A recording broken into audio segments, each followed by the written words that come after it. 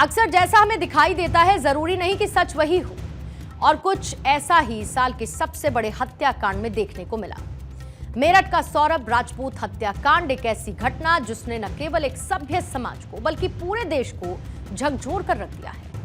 यह घटना मानवीय रिश्तों के विश्वासघात का सबसे बड़ा और डरावना उदाहरण हम कह सकते हैं। मेरठ के सौरभ हत्याकांड में हर दिन किसी न किसी राज से पर्दा उठ रहा है, नए नए खुलासे हो रहे हैं। इसी बीच सौरभ का एक नया वीडियो सामने आया जिसमें वो अपनी बेटी पीहू के साथ शॉपिंग करता दिखाई दे रहा है। 4 मार्च को हत्या से पहले कैप पहने हुए सौरभ अपनी बेटी के साथ शॉपिंग करने के लिए गया था। ये वीडियो उस दुकान का है जहां से उसने पीहू के साथ शॉपिंग की थी और उसे जन्मदिन की ड्रेस दिलाई थी। हालांकि इस वीडियो में सौरभ के साथ मुस्कान नहीं है। सौरभ के साथ उसका एक दोस्त भी मौजूद था। हालांकि ये शख्स कौन था इसका पता नहीं चल पाया है। मुस्कान की जुनूनी मोहब्बत या फिर पति के पैसों पर ऐशो आराम की जिंदगी और हीरोइन बनने की चाहत या फिर उसकी कोई और हसरत। ऐसे कई सवाल हैं जिनका जवाब अभी मिलना बाकी है। मुस्कान तलाक ले सकती थी, लेकिन पति का मर्डर क्यों किया? ये सवाल हर किसी के जहन में है, जिसका जवाब मुस्कान को ही देना होगा। सूत्रों की माने तो ऐसी आशंका है कि मुस्कान न सिर्फ अपने पति सौरभ को धोखा दे रही थी, बल्कि वो एक साथ 2 जिंदगियों से खेल रही थी। साहिल के साथ मुस्कान का अफेयर था। ये बात सौरभ को शायद पता थी और इसी बात को लेकर अक्सर दोनों में बार बार झगड़ा होता था। वहीं साहिल से अफेयर के बाद भी सौरभ मुस्कान को खोना नहीं चाहता था, इसीलिए मुस्कान को डिवोर्स देने से सौरभ बार बार इनकार करता रहा। मुस्कान साहिल के साथ ही रहना चाहते थे और इसीलिए सौरभ को अपने रास्ते से हटाने के लिए उसने 4 महीने पहले ही साजिश रचनी शुरू की। साहिल को अपने पति सौरभ की हत्या के लिए राजी किया और 4 मार्च की रात सौरभ की हत्या कर दी। इन मैसेज से पुलिस को यह है कि मर्डर का मास्टरमाइंड साहिल नहीं था, वो सिर्फ एक मोहरा था, जबकि इस हत्याकांड की पूरी साजिश मुस्कान ने ही रची थी। पुलिस की जांच में यह बात सामने आई कि सौरभ की हत्या की साजिश मुस्कान ने नवंबर 2024 में ही रचनी शुरू कर दी थी। खुलासा यह हुआ है कि साल 2021 में सौरभ के मकान मालिक ने मुस्कान और साहिल को आपत्तिजनक हालत में देखा था और इसकी जानकारी मकान मालिक ने सौरभ को भी दी थी। सौरभ के परिवार ने दोनों को समझा बुझाकर जैसे तैसे शांत किया और सौरभ ने भी मुस्कान के धोखे को इग्नोर कर दिया। वो सब कुछ भूल गया, लेकिन मुस्कान के शातिर दिमाग में तो कुछ और ही चल रहा था। वो सौरभ के टुकड़े टुकड़े करने का प्लान जो बना रही थी, उसने इस खौफनाक कत्ल को बड़े ही फुल प्रूफ तरीके से न सिर्फ प्लान किया बल्कि अंजाम दिया। मुस्कान के बिछाए गए जाल में उसका बॉयफ्रेंड कैसे फंसा, उसको लेकर भी चौंकाने वाली जानकारी सामने आई। मरी हुई मां के नाम पर मुस्कान ने साहिल को फंसाया, क्योंकि साहिल अपनी मां के काफी क्लोज था। सोशल मीडिया पर वो सारे चैट्स वायरल हैं जिसमें वो साहिल को शिव और खुद को पार्वती बताती थी।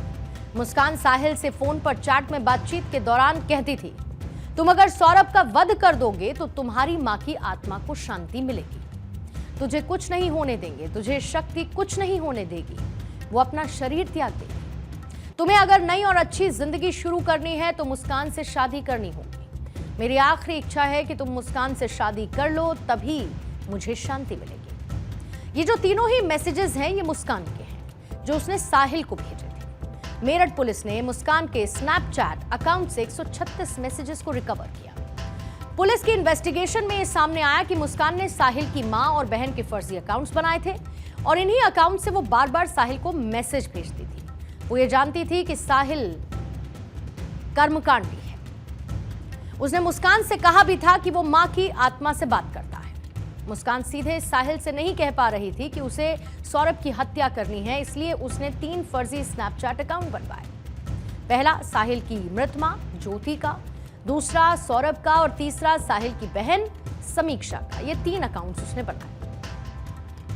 पुलिस जांच में मुस्कान के मोबाइल पर कई तरीके की सर्च हिस्ट्रीज भी मिली हैं। 4 मार्च को सौरभ राजपूत के मर्डर के बाद मुस्कान और साथी साहिल दोनों हिमाचल घूमने के लिए गए, जैसा कि हमने आपको पहले भी बताया था। खुलासा यह हुआ कि मुस्कान और साहिल ने कसौल के होटल में 6 दिन बिताए। होटल स्टाफ के पूछने पर दोनों ने खुद को हस्बैंड वाइफ बताया। 10 मार्च को मुस्कान साहिल ने होटल में चेक इन किया, जबकि 16 मार्च को चेकआउट किया। इसके साथ ही दोनों होटल के कमरे से बहुत कम ही बाहर निकलते थे। होटल स्टाफ के बयान के मुताबिक दोनों का बिहेवियर और एक्टिविटी कुछ अजीब सी थी। खुलासा यह हुआ कि होटल में सिर्फ साहिल ने ही आईडी जमा कराई, जबकि मुस्कान ने आईडी देने से इनकार कर दिया। सौरभ की हत्या के बाद दोनों सबूतों को छिपाने के लिए हिमाचल प्रदेश गए और 6 दिन बाद यानी कि 17 मार्च को मेरठ वापस लौट आए। दोनों ने न सिर्फ होटल स्टाफ से झूठ बोला, बल्कि जहां जहां पर वो ठहरे वहां पर भी लोगों को गुमराह किया। रिलेशन हम जैसे आईडी मांगी तो उन्होंने बोला कि हमारी वाइफ ही है जब चेक इन टाइम में, तो बाकी तो ऐसा हुआ कुछ नहीं स्पेशली बताया उन्होंने। तो जैसे जो सिंपल प्रोसीजर होता है आईडी वगैरह दी उन्होंने। ज़्यादातर वो कमरे में रहते थे। व्यवहार ऐसा था कि मतलब यहाँ तो मिलते जुलते नहीं थे किसी से ना, मतलब 5-6 दिन तक यहाँ पे रहे तो किसी से मिलते जुलते नहीं थे यहाँ पे ना वो। तो कभी मतलब दिन में एक आध बार निकलते थे बाहर, बाकी उनका जो भी मतलब खाना वगैरह रूम में ही जाता था। मतलब उनका बाहर मतलब लोगों से इतना मिलते नहीं थे वो, मतलब जैसे स्टाफ वगैरह से इतना बातचीत नहीं थी उनकी। हम जैसे चेक इन टाइम में पूछते हैं कि कहाँ से आए हैं, कहाँ जाना आपने, तो सिंपली उन्हें ये बताया कि मनाली से आए हैं और वापस यूपी जाना है। मुस्कान और साहिल दोनों को अलग अलग कॉमन बैरक में रखा गया है। मुस्कान को महिला बैरक नंबर 12 और साहिल को पुरुष बैरक नंबर 18 में रखा गया। मुस्कान बैरक में गुमसुम रहती है, बैरक में मुंह छिपा कर बैठी रहती है, सिर्फ खाने और नाश्ते के वक्त ही चेहरों से कपड़ा हटाती है। साहिल जेल में दूसरे कैदियों से कोई बात नहीं कर रहा है। नशा उन्मूलन सेंटर के काउंसलर ने साहिल और मुस्कान की काउंसलिंग भी की है। योग और मेडिटेशन का सहारा लिया जा रहा है। दोनों को ऑब्जर्वेशन में रखा गया है। लेकिन खबर यह भी है कि मुस्कान और साहिल नशे की लत के चलते छटपटा रहे हैं।